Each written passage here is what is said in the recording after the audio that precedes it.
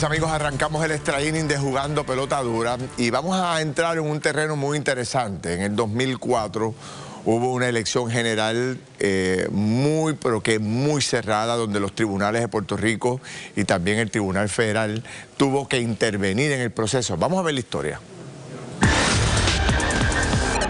Usted ha escuchado que la historia se repite, que hechos parecidos vuelven a ocurrir.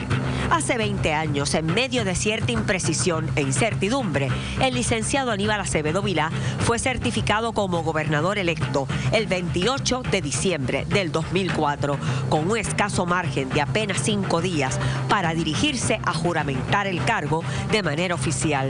Repasemos el momento. Yo, Aníbal Acevedo Vilá, como gobernador del Estado Libre Asociado de Puerto Rico, como gobernador del Estado Libre Asociado de Puerto Rico.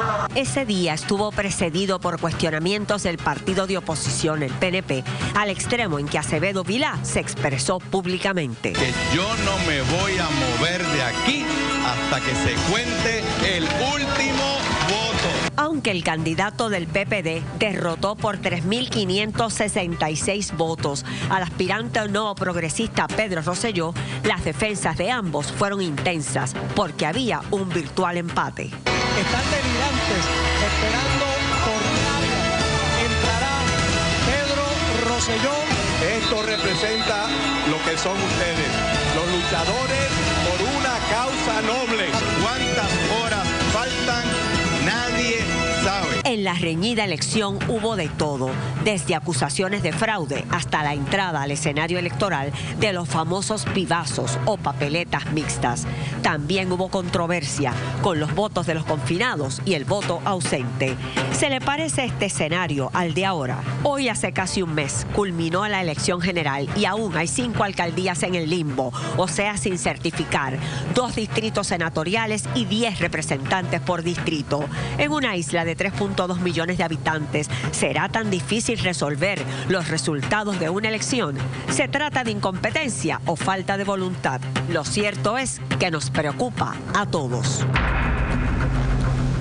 Es importante recordar la historia, ¿verdad? Y tenerla clara. Decía Aníbal Acevedo Vilá en aquel momento, en esa noche decía, ¿cuántas horas faltan? Nadie sabe. Hoy podemos decir cuántos días o semanas faltan. Nadie sabe. Estamos en una situación quizás hasta peor que en aquel momento. Aníbal Acevedo Vilá, saludos, buenas noches. Buenas noches. Ahí, pues, gratos recuerdos o intensos recuerdos, no sé cómo definirlo. Gracias por la invitación. ¿Cómo se puede comparar? Sé que son procesos distintos. Aquí hay una gobernadora ya que va a ganar por un amplio margen, pero hay otras candidaturas en verdad en cuestionamiento. Todo lo que tú estás viendo en la comisión y lo que ocurrió en aquel momento determinado, ¿tiene alguna similitud? Hay similitudes en términos de una incertidumbre, claro, para el cargo de gobernador era pues un mayor nivel de incertidumbre que para esos escaños, que no los podemos menospreciar, pero la circunstancia era muy diferente. En el caso del 2004, lo que había era una disputa legal. Había unos votos que la comisión originalmente había contado, porque era lo que mandaba la ley, los reglamentos, todo, y Pedro Rosselló y el PNP decían que esos votos no se podían contar, que es los famosos pibazos. Era un issue legal. A esta fecha, el escrutinio, había recuento, era recuento porque había un margen muy pequeño. El recuento iba moviéndose a la velocidad que era y se contaban todos los votos, los que no tenían pibazo y los que tenían pibazo. Así que no había un problema de falta de decisiones en la propia comisión. Y era palito. Y bueno, y no había el escrutinio, estoy de acuerdo, estábamos en tecnología de hace 20 años, exactamente. Obviamente había una controversia legal. Tan pronto Boston decidió el caso a favor de este servidor y del Partido Popular, ya yo sabía que iba a ganar, porque ya los votos estaban contados, claro. Se tardó hasta el 28 a que se terminara el proceso burocrático y se contaran todo. Así que no era un problema de incompetencia, como estamos viendo ahora, porque no hay otra palabra. 20 años después, Aníbal, 20 años después, con la tecnología, con todos los elementos, los cambios de la electoral, ¿cómo tú describes lo que está ocurriendo? Mira, yo decía en mi programa de radio esta tarde que la Constitución estableció la fecha de las elecciones siempre es la misma, el primer martes de noviembre, y la juramentación es la misma, el 2 de enero. En el 1952... O sea, ya ellos habían calculado el tiempo que iba a tomar contar los votos, y ahora que tenemos máquinas, computadoras y todo eso, aquí yo creo que ha ocurrido tres factores que se combinan. Primero, un código electoral del 2020 que se aprobó unilateralmente sin consenso de ninguno de los partidos, que nos dio problemas en las elecciones del 2020 y que puso cosas en ese código. Hay cosas que yo estoy totalmente en contra. O sea, eliminó los vicepresidentes, eliminó las juntas de inscripción en los pueblos, un montón de cosas que hemos pagado las consecuencias. Pero, por ejemplo, yo creo que el voto por correo, es más, yo creo que debería ser voto por correo para todo el mundo. Pero tú no puedes poner eso en una ley si no tienes la capacidad de administrarlo. Y entonces quisieron hacer unas cosas que no había la capacidad de administrarlo y esa es parte del problema. En segundo lugar, no tenemos un presidente o presidenta en propiedad.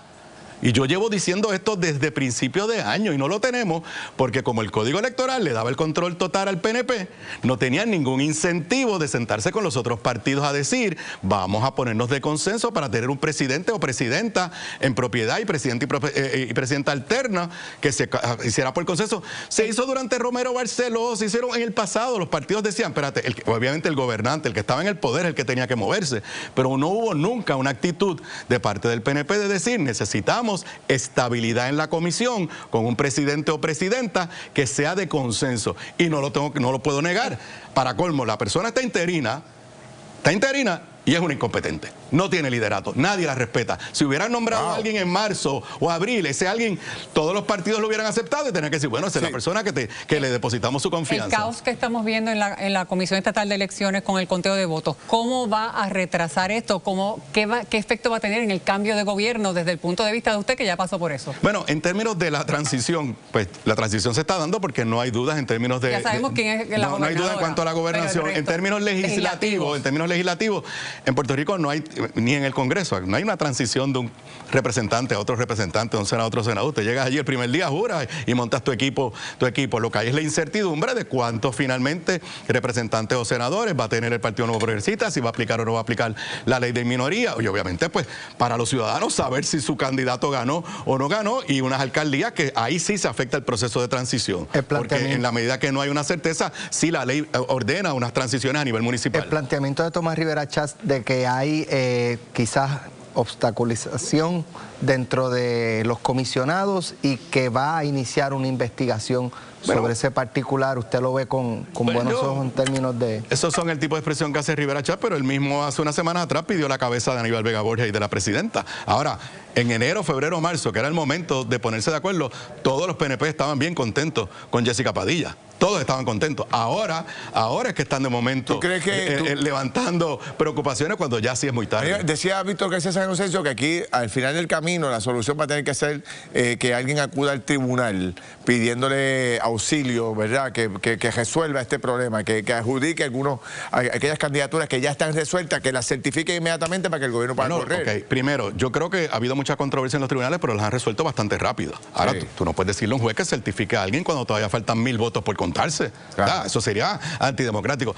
Yo no quiero pensar que vamos a llegar a este escenario, pero puede llegar un escenario donde un tribunal diga el 30 de diciembre, ¿sabes qué? El distrito tal, el distrito tal y el distrito tal no va a jurar nadie el 2 de enero hasta que yo le doy 10 días que acaben de contar y cuando me certifiquen los números, pues entonces yo digo, este fue el que ganó. O sea, yo quisiera pensar que no vamos a llegar a eso. Pero pudiera pasar... Bueno, nunca ha sucedido. O sea, no sucedió cuando no existía la computadora. O sea, nunca había sucedido algo como esto y evidencia pues la incapacidad administrativa y un esquema legal que se hizo para sacarle ventaja a un partido político y un poco le está rebotando en la cara al pueblo de Puerto Rico porque las consecuencias las paga el país. Aníbal Acevedo Vilá, gracias. Muchas gracias. Ya hablaremos, veremos a ver cómo termina este proceso que tiene a todo el mundo bien conforme. Margarita, rodeada de alcaldes ahí en este momento y Kimberly también por acá. ¿Con quién? ¿Con Kimberly o Margarita? Margarita.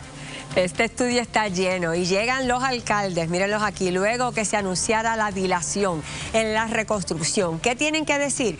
¿Cree usted que la reconstrucción en los municipios va a terminar en 5 años? Vote ahora en la encuesta Claro. Sigo contigo, Kimberly.